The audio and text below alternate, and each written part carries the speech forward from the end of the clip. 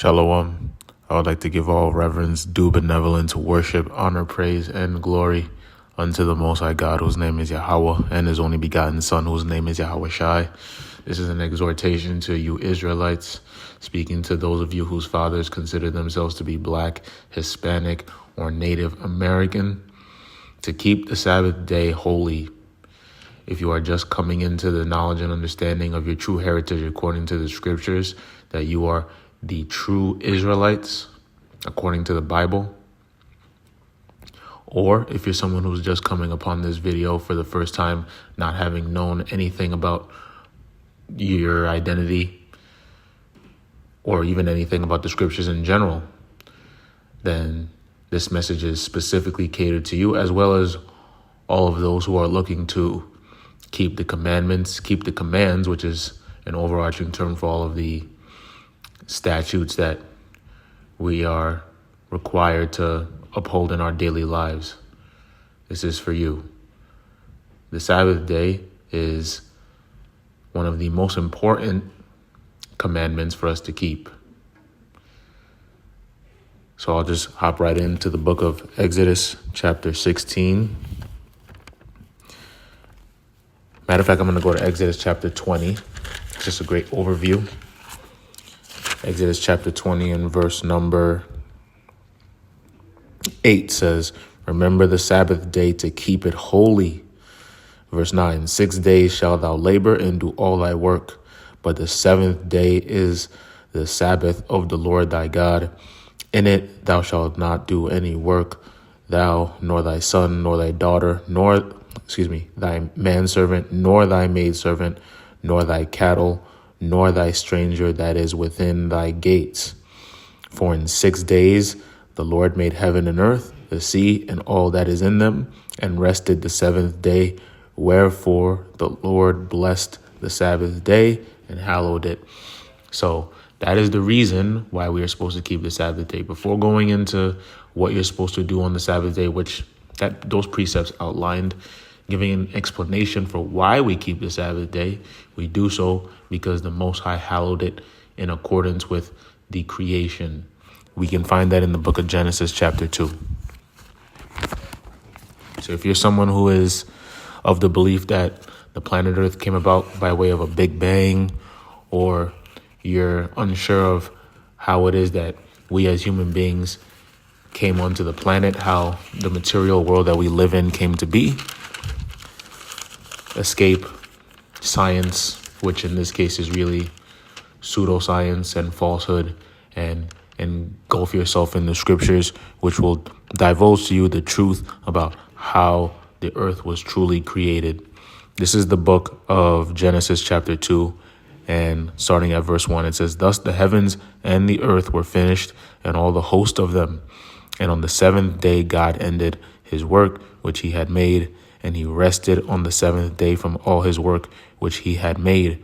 And God blessed the seventh day and sanctified it, because that in it he had rested from all his work which God created and made." So in this context, the word God refers to the Elohim, which are the angels, the powers, which were led by Yahawah our Lord. God is a plural term, which means judge. The word God itself means a judge, a ruler, or a power. In this context, this word God is Elohim. Or when you go into the blue letter, I believe it'll say Elohim. Either way, Elohim is the Paleo-Hebrew form of that word, and it is plural. So it means that there were a collection of gods, multiple gods that took part in executing the blueprint that the Most High had given unto his only begotten Son, Yahawah to bring about. And so when you read Genesis chapter 1,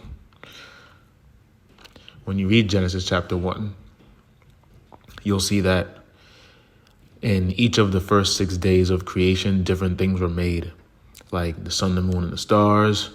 Then you had the firmament. You also have light. You have the seas and the dry land, the every moving creature that you could find in the seas and on the dry land, and then man. So each day represents 1,000 years. They're not literal days.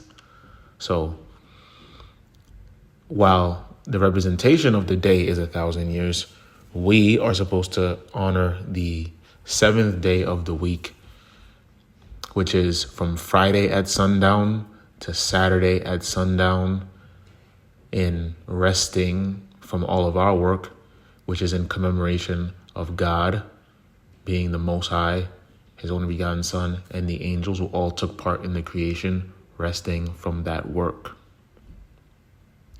If God could rest from the work that God made, then we can rest from doing what it is that we do in our daily, weekly schedule. So that is Exodus chapter 20 and verse 8, backed up by Genesis chapter 2. That is why we keep the Sabbath. Now, let's go into some of the things that we are supposed to do on the Sabbath day and also refrain from. Because what we're supposed to refrain from is actually more important. And you'll see why in just a moment. This is the book of Exodus chapter 16 and verse number...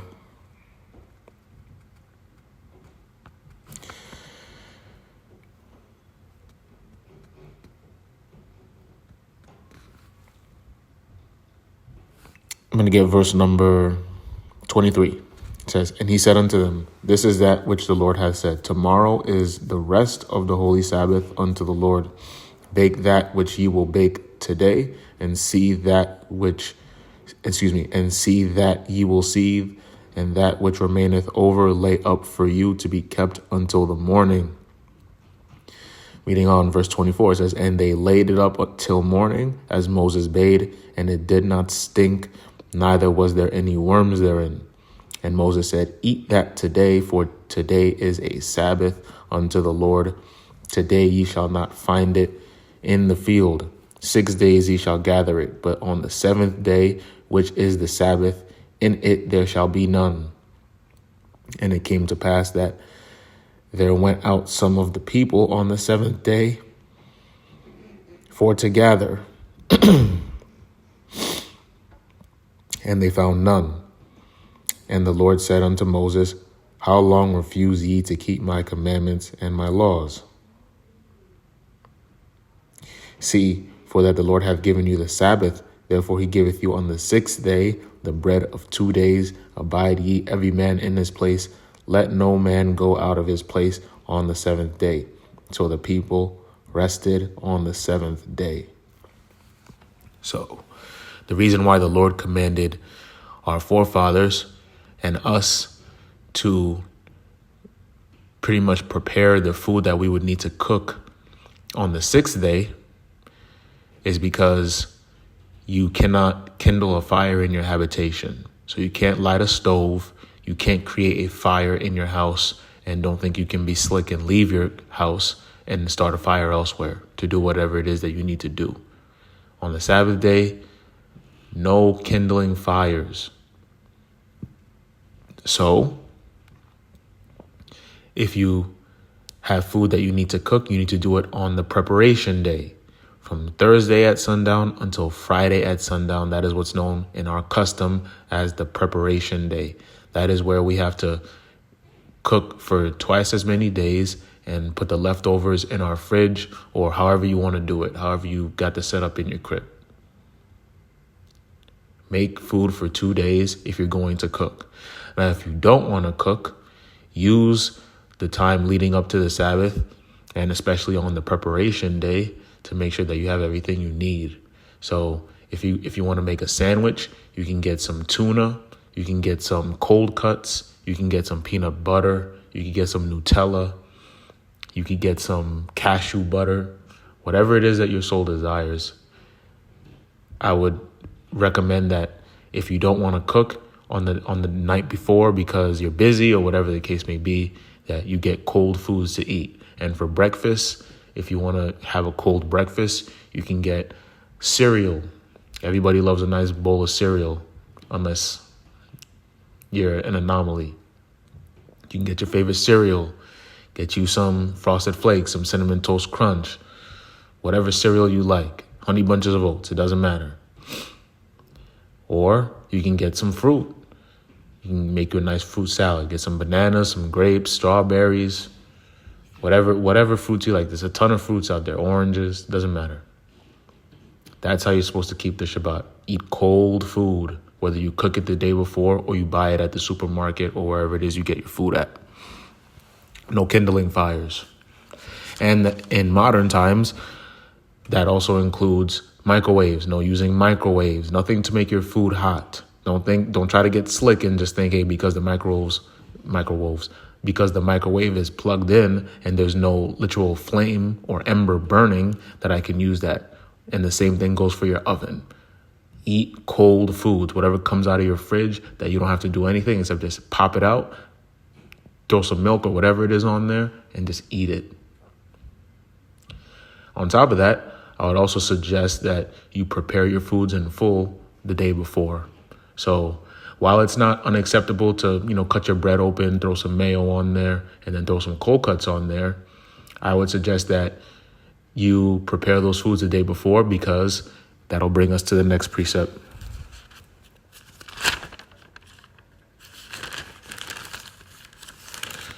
This is the book of Exodus, chapter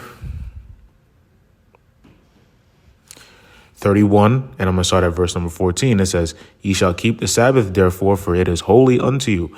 Everyone that defileth it shall surely be put to death. For whosoever doeth any work therein, that soul shall be cut off from among his people. Verse 15, 6 days may work be done, but in the seventh is the Sabbath of rest, holy to the Lord. Whosoever doeth any work in the Sabbath day, he shall surely be put to death. Wherefore the children of Israel shall keep the Sabbath to observe the Sabbath throughout their generations for a perpetual covenant. Verse 17, it is a sign between me and the children of Israel forever. For in 6 days the Lord made heaven and earth, and on the seventh day he rested and was refreshed. So again, the Lord reiterates why we are supposed to keep the Sabbath, because he rested from his work and the Alahayim rested from their works. So we got to do the same.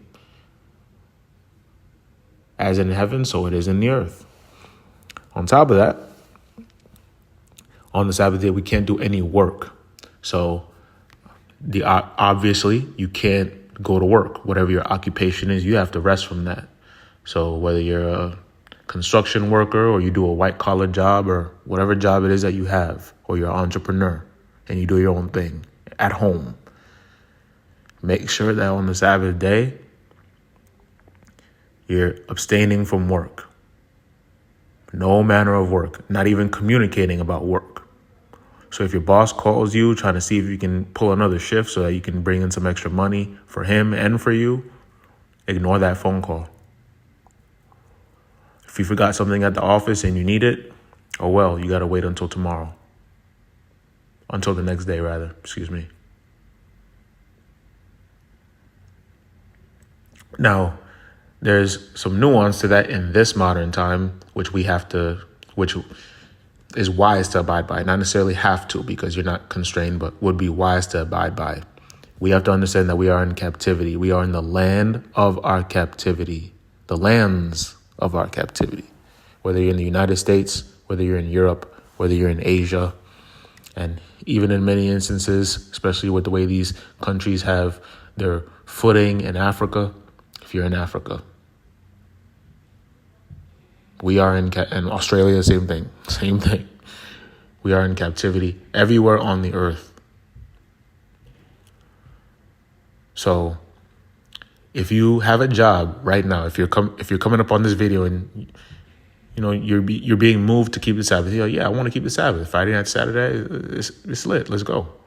But you have a job where, let's say, you have to work until Friday night, like late into the night, like 10, 11 o'clock. Or your current schedule is a rotation. You're on a rota, so you don't know, some days you may have to work Fridays or Saturdays or not.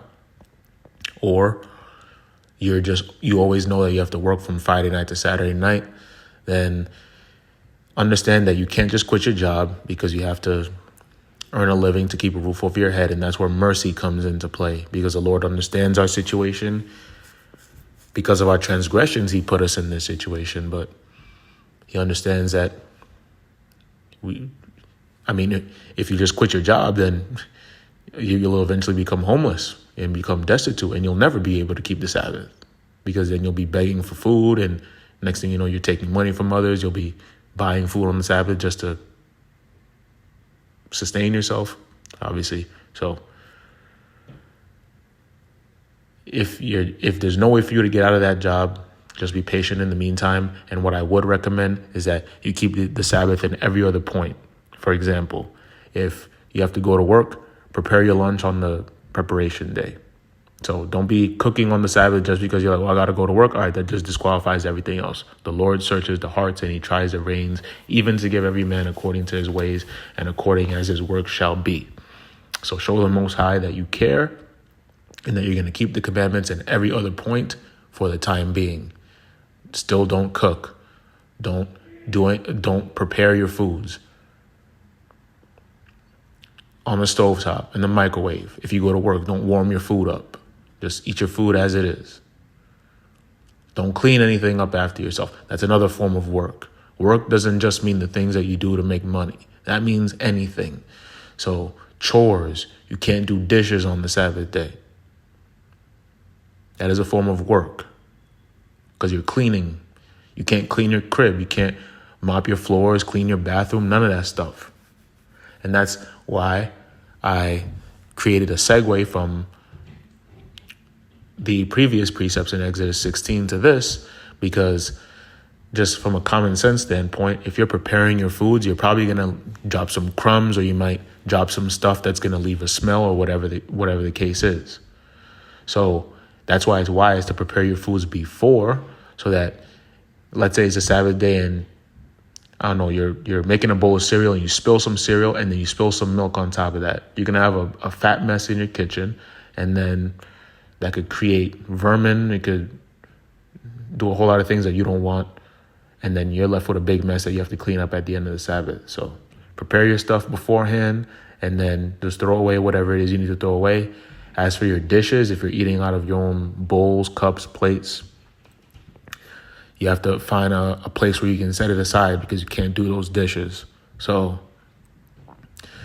if you have some type of bin, just put your dishes in a bin. If you want to put it in your fridge, put it in your fridge. Whatever it is you got to do, just don't do dishes.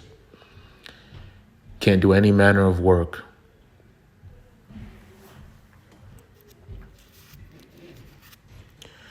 Now I'm going to go to the next precept, which is in Exodus chapter 35. And starting at verse 1, it says, And Moses gathered all the congregation of the children of Israel together and said unto them, These are the words which the Lord hath commanded, that ye should do them. 6 days shall work be done, but on the 7th day there shall be to you an holy day, a Sabbath of rest to the Lord. Whosoever doeth any work therein shall be put to death. So just stopping right there for a minute. It's really that serious. There are 613 some odd laws that we have to keep. Of those, there are a select few that are sins punishable by death, sins unto death. And transgressing the Sabbath is one of those. So if you violate it in any point, the Most High could call your number, and you could be taken up out of the earth by any one of the ways that the Lord could take you out, whether that's a spirit created for vengeance, which takes shape in a man that will come and kill you, or a terminal illness, or you might just die in your sleep. You don't know. You know all the ways that you could die. Just avoid all of them by keeping the Sabbath. Reading on. Verse 3, Ye shall kindle no fire throughout your habitations upon the Sabbath day. It's what we just read in Exodus 31. So that is what we're supposed to adhere to on the Sabbath day. That is the crux. No work. No kindling fire. You have to rest. So when we rest, it is wise to read the scriptures, be fervent in prayer. You can spend some time with family, but just watch the things that you talk about, the things that you discuss. And that brings me to the next precept. This is in the prophets, because we're supposed to read the scriptures and precept them, to go precept upon precept. So while the law tells us exactly how we're supposed to keep the commandments. The prophets will give us more understanding in how we can do them to their perfection. And that's found in the book of Isaiah, chapter 56.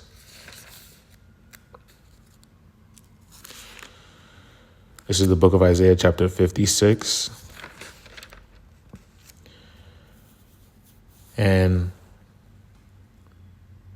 I'll just start at verse 1. It says, "Thus saith the Lord, keep ye judgment and do justice, for my salvation is near to come and my righteousness to be revealed." So outside of the fact that we're supposed to just emulate the Lord and commemorate the day because he commanded it, and it's what we should do to honor our Father, we also need to understand that our salvation is near to come. Again, like I said in the top of this video, we are in captivity. We may not have shackles on our feet. We may not be humming slave songs, but we are in captivity still. We have to go to our enemies for want of all things, for bread, for water, for housing. We didn't get our 40 acres and a mule during the Homestead Act. If you do your research on the Homestead Act, you'll see just how atrocious it was at glossing over the just due that our people were owed. You can't make up for the 400, 500 years that we had to suffer hard bondage. You just can't do it. That'll only be repaid by blood when we take vengeance by way of Yahawah Bahasham Yahawashi. But when you do the history, you'll see that if there was ever a way that the United States could have even extended a twig from the olive branch, so to speak, to show that they were truly remorseful to our people for the hell that they put us through, do some homework into the Homestead Act. Because all throughout the Midwest, there was a ton of land that the nation freely gave to what we would call Caucasians, but really they are the Edomites according to the scriptures, that they freely gave to Edomites to go into and possess and live in, so that they could expand the nation and increase and strengthen their empire, their kingdom. And the Homestead Act didn't include our people. You'd be hard-pressed to find our people included in the Homestead Act. I'm not going to give exact data because I don't have it in front of me right now. But based off of my research, what I've learned in school, as well as my independent research, the Homestead Act was an egregious gloss over, if you will, of our people. All that to say, we're in captivity, so we need to be looking forward to our salvation.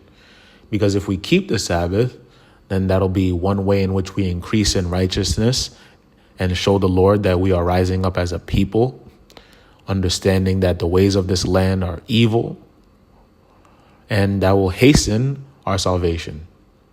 Because nobody knows the day or the hour that we're getting up out of here. But we do know the season and the times. And when we read 2nd Esdras, we'll see that the world is divided into 12 parts. And that 10 are already gone and half of the 10th part, meaning 9.5 parts are complete, 2.5 times from the time of the prophet Esdras, or Ezra as he's known in canon. I'll say canon in quotes. Those 2.5 times are speaking from the 6th century BC when he lived up until now. And the math shows that that's roughly 2,500 years. So we know that we are in the last hour of human history. All right. And that's the last hour with about 59 minutes left on it. 59 minutes taken off the clock. So it's only a couple minutes left before Yahawah Mashiach comes back. Reading on, it says, Isaiah 56 and verse 2, "Blessed is the man that doeth this, and the son of man that layeth hold on it, that keepeth the Sabbath day from polluting it, and keepeth his hand from doing any evil. Neither let the son of the stranger that hath joined himself to the Lord speak, saying, The Lord hath utterly separated me from his people. Neither let the eunuch say, Behold, I am a dry tree. For thus saith the Lord unto the eunuchs that keep my Sabbaths, and choose the things that please me, and take hold of my covenant, even unto them will I give in mine house and within my walls a place and a name better than of sons and of daughters. I will give them an everlasting name that shall not be cut off. Also the sons of the stranger that join themselves to the Lord to serve him, and to love the name of the Lord, to be his servants. Everyone that keepeth the Sabbath from polluting it, and taketh hold of my covenant, even them will I bring to my holy mountain, and make them joyful in my house of prayer. Their burnt offerings and their sacrifices shall be accepted upon mine altar, for mine house shall be called an house of prayer for all people. So the Lord is saying that because there were sacrifices that had to be administered on the Sabbath, and also because we're supposed to seek the things that please the Lord. So what is the opposite of the things that please the Lord? The things that please our flesh. So we're supposed to abstain from our own pleasures. Meaning what? No sex on the Sabbath. Me personally, I would strongly exhort all of you brethren to not listen to music by and large on the Sabbath. The only music that I would say is acceptable, that you wouldn't be in transgression for listening to, is music that glorifies and worships the Lord. But even that I would keep to a bare, and I mean bare minimum. But if there's one or two songs, especially if it's a song about the Sabbath that glorifies the Lord and is literally talking about the Sabbath, you can go ahead and listen to that song on the Sabbath day. But if you want to just make sure that you're keeping the law and you don't have to worry about your mind going here or there, cut music out of the Sabbath as well. That is my exhortation, speaking as a man. No movies on the Sabbath, no TV shows on the Sabbath. You shouldn't be watching sports on the Sabbath. Leave that for the 6 days out of the week. But on the seventh day, Patrick Mahomes, he'll probably throw a behind the back pass that you can catch on Thursday Night Football or whenever it is. But the NFL, I believe the NFL started showing Saturday night games or Saturday games in the last few years. Wait until Sunday. Wait until football Sunday. Catch the Sabbath on Thursday night. Catch the Sabbath on Thursday night. Catch football on Thursday nights. All right. But yeah, you get the point. No doing your own pleasures. Now, let's see the extent to which the Sabbath is a perpetual statute that Israel is supposed to keep. And that leads me to Isaiah chapter 66.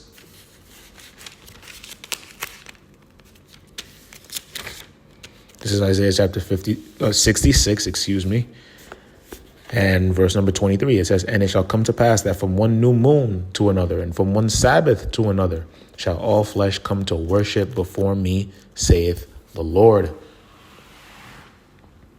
So this is a future prophecy foretelling what's going to happen in the kingdom. And in that time, all flesh, not just Israel. Again, the Lord is only our God. So all the heathen, they're counted to him as less than nothing and spittle, and as a drop that falls from a bucket. Like if you're carrying a bucket of water and you see a little drop just fall on the floor, you're not going to care about that drop. You're not going to say, let me try to scoop that drop up and put it back in my bucket. That's how the Lord feels about the heathen. Nevertheless, all flesh is going to have to come and worship the Lord on the Sabbath, from one Sabbath to another. So from that first Friday night until that Saturday night concludes, and then until the next Friday night.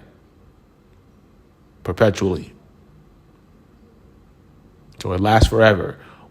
Every time we see commandments being prophesied in the kingdom, that means that they are not done away with today. And that's extremely important, because if you are in the Christian church, if you're in the Catholic church right now, and you think that just going to Mass and eating the little circular bread that they give you with a little bottle of wine, or just going to your Baptist church on Sunday and just throwing your hands up in the air when the choir comes on, and then just listening to your pastor just give a sermon for an hour. If you think that that's righteousness, and then you can just go and live your life over the course of the week and then just go back to church and then just shed some crocodile tears and say that you love the Most High and then do nothing about it afterwards and just continue that endless cycle, First of all, you're wrong.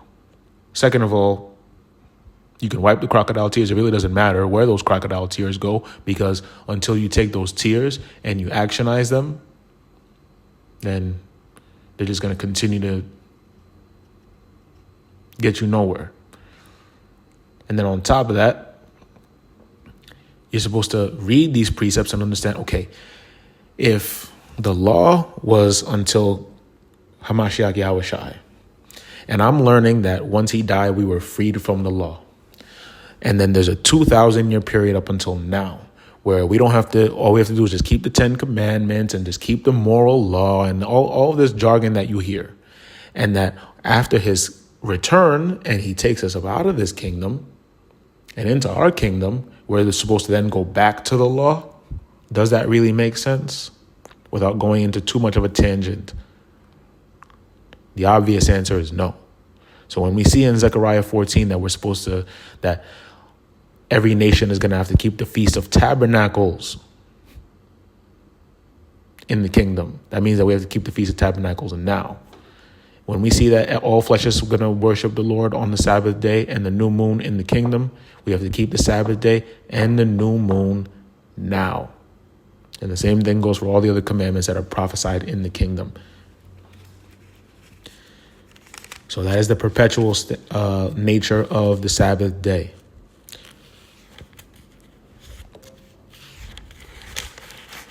So the Sabbath is very important to keep.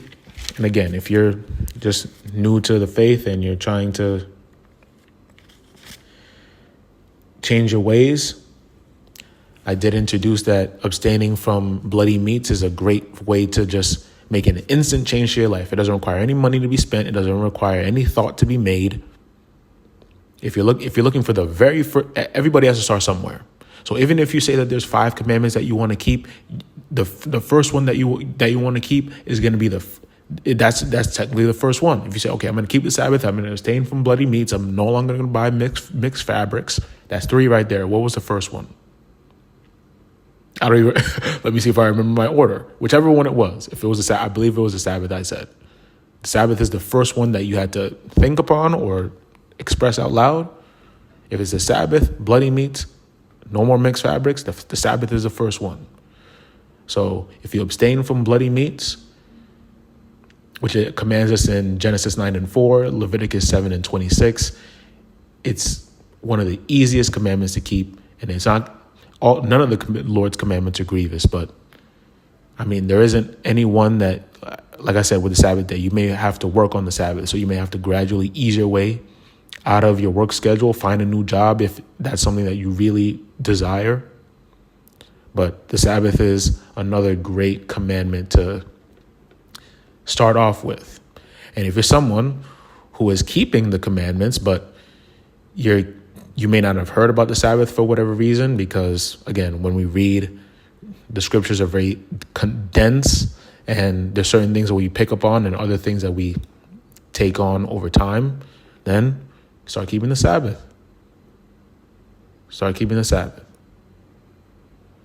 So, again, just a quick recap. The Sabbath is from Friday night at sundown to Saturday at sundown. So once you see in the sky that it's completely dark outside, there's no more traces of blue, the sun is not peeking out on the western horizon, you cease from all your work. But really, it's wise to do so in advance. So whether it's 45 minutes, an hour, I guess I can close off with a beautiful precept in the book of Nehemiah, chapter 13. This is the book of Nehemiah,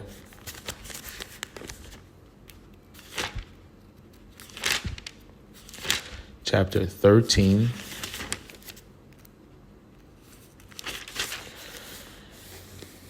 And I'm going to get verse number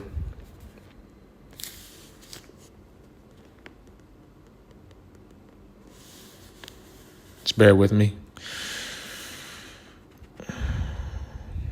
I'm going to get verse number 19. This is the book of Nehemiah, chapter 13, and verse number 19. And it came to pass that when the gates of Jerusalem began to be dark before the Sabbath, I commanded that the gates should be shut, and charged that they should not be opened till after the Sabbath.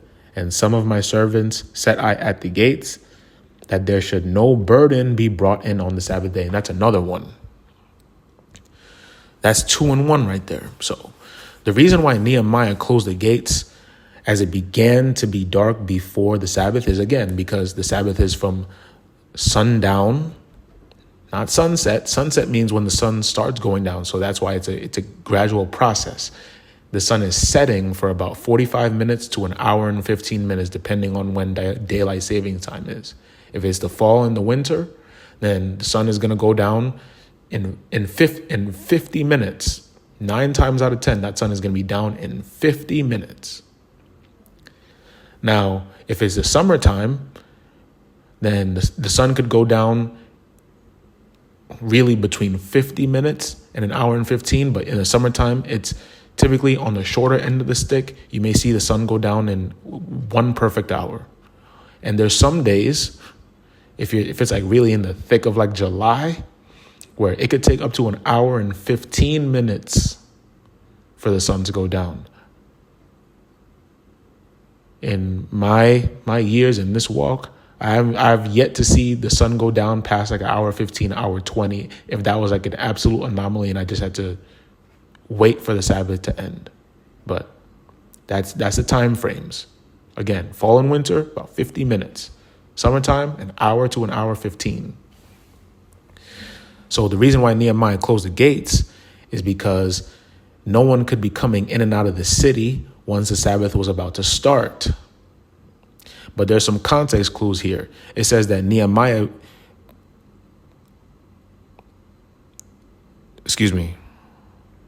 when Nehemiah commanded that the gates should be shut once it began to be dark, that means what?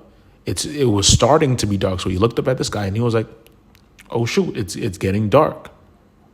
Let us close the gates. That means what? That the Sabbath doesn't start when it begins to be dark. It starts when it's dark. So you may conflate sunset and sundown. Those are 2 different things. It is wise for you to be in, I like to call it Sabbath mode. It is wise to be in Sabbath mode once the sun starts setting, because you're just eliminating any chance of you scrambling, doing this and that. And then when the sun is fully down, then you just know, okay, now it's officially the Sabbath. Let me say my Sabbath prayer. Let me read, study, pray, whatever it is you got to do. But he commanded the gates to be shut because people would be coming in and out of the city. So it's just common knowledge. Let's say it's December and you know that the sun is going to be down at 5 o'clock. If you're coming into the city at like 4:30, 4:35, yes, there's still some daylight in the sky. But by the time you get to your house, again, you're coming in from the gate to the city. So unless you live right next to the gate, you have a little bit of a walk or a trek to do on your carriage at that time, in your car, whatever it is. If you're getting to your house and then you have to get home and then you have to put your stuff away and then you have to make sure that everything is in order, by the time you're done with all that, it's pretty much going to be the Sabbath day and you're going to fall into transgression. It's not wise. Now, at the end of the verse, it says that there should be no burden brought in on the Sabbath day. That's because we also couldn't and can't bear heavy things on the Sabbath day. Don't confuse that and think that you can't carry your pitcher of water out of your fridge on the Sabbath day. That's not what that's talking about. It means you can't have like a book bag where you're carrying merchandise, for example, or you can't be carrying like a package from Amazon that has your new TV or your new fan in it. Can't do these things. That is a burden. So that'll be a perfect segue into another video that I want to do on this, because there is more to the Sabbath day. And our Lord Yahawah Bahasham clarified a lot of it, because the Pharisees and the Sadducees, they tried to get up on him and try to accuse him for violating the Sabbath, because he would heal people on the Sabbath. And in the first precepts that I got out in Exodus chapter 16, it says, let no man leave his place on the Sabbath. But there's a custom that we have in Israel where we would go to the temple on the Sabbath. So you may say, okay, that's like kind of like a double negative. How can we not leave our place and yet go to the temple on the Sabbath? So Yahawah Mashiach clarifying what is permissible and not permissible on the Sabbath, the custom of going to the temple on the Sabbath, and some other additional precepts as well to just make sure that you have a full repertoire on how to keep the day holy, which means separate and consecrated and dedicated, will be in another installment, not even an installment, just another video explaining how to perfectly keep the Sabbath. But that is how we do so, Israel. No cooking, no kindling fires, no manner of work, whether it's occupational or around the house. Make sure that you're abstaining from your own pleasures. No sex, no movies, no TV shows. Keep music to a bare minimum, only if it's worshiping and glorifying the Lord. No learning about a bunch of other philosophies and stuff that doesn't honor the Lord. And make sure that you're calling the Sabbath by ear, but in this case by sight. So if you need to go out onto the street or look out your window, make sure that you understand when the sunset is, when it starts to get a little dim outside, and then officially begin your Sabbath on Friday night once it is completely dark in the sky. And then you can continue your regular comings and goings on Saturday night when it's completely dark in the sky.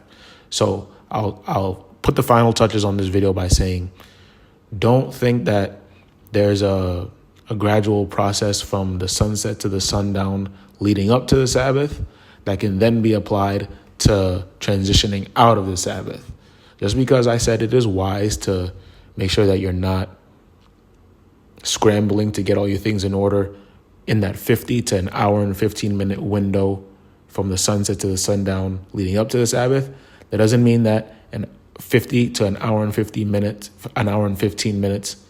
from the sunset to the sundown on Saturday night that you can start going back into what it is that you like to do outside of the Sabbath.